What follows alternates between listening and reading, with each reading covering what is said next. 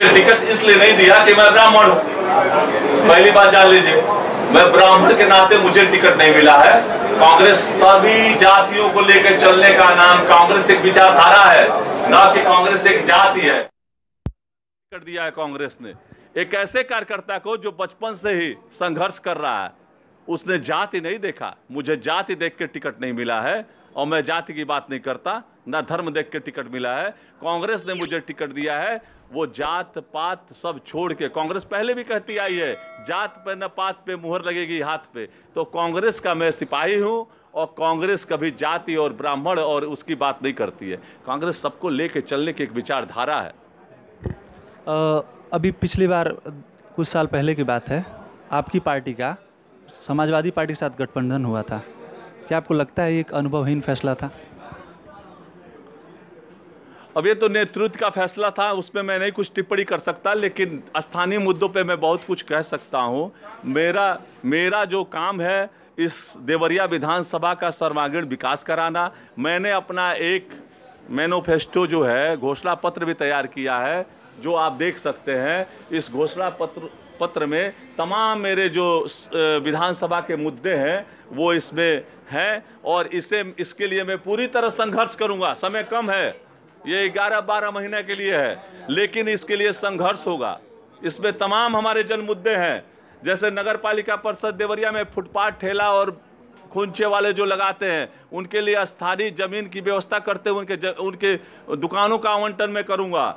नगर पालिका परिषद में विस्तार दृष्टिकोण रखते हुए नगर पालिका सीमा क्षेत्र के अंतर्गत जमीन की व्यवस्था कर मध्यम वर्गीय व्यक्तियों के लिए आवास की व्यवस्था करूंगा। ये मेरे घोषणा पत्र सीधे लिखा हुआ है। मैं इसके लिए अभी हाल ही में देखे पूरा जल जमाव से डीएम आवास हो चाहे जितने भी सरकारी संस्थाएं हैं डूब गई थी।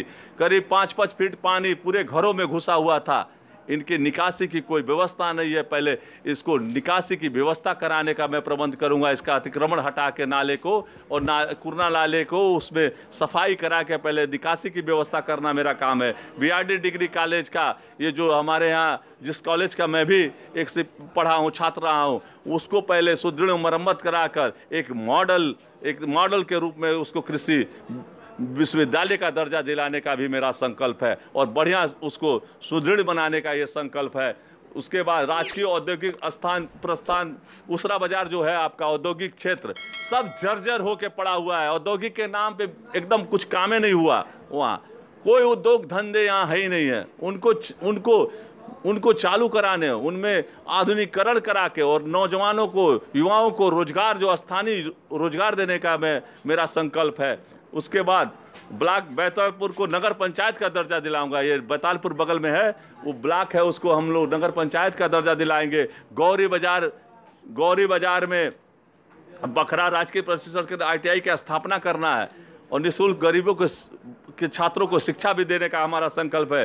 स्थानीय सब्जी मंडी हो, रोडों पे सब्जियां लगती है, सब्जी मंडी की व्यवस्था कराई जाए नगर में। गौरी बाजार में एक तहसील की स्थापना करना, ये भी मेरा एक संकल्प है। उसके बाद गौरी बाजार में आप चले जाइए, हर गांव में खेलने के लिए युवा को प्रोत्साहन करने हम लोग जाते हैं, लेकिन युवाओं के लिए खेलने का जगह नहीं है। गौरी बाजार में मैं स्टेडियम का निर्माण कराऊंगा और अभी मैनिफेस्टो में ये शायद छूट गया, छप नहीं पाया है हमारे ख्याल से, लेकिन मेरा ये वादा है एक आधुनिक चीनी मिल का निर्माण कराना। जो देवरिया विधानसभा में एक अत्याधुनिक चीनी मिल का निर्माण कराना भी मेरा संकल्प है। इसके लिए भी मैं संघर्ष करूंगा।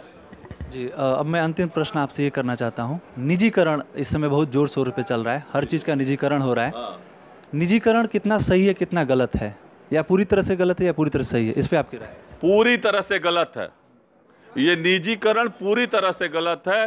कांग्रेस ने जिसे बनाया, ये कहते हैं ना क्या किया 70 सालों में, कांग्रेस ने जिसे तैयार किया, जिसे जैसे अंग्रेजों ने इस देश को लूटा और अंग्रेजों से इस देश को खाली कराया गया, उसी तरह ये जो सरकार है भाजपा की, जो लूट रही है, निजीकरण के नाम पे लूट रही है, इसे हम लोग अंग्रेजों से भी बुरा हाल करके फेंकेंगे।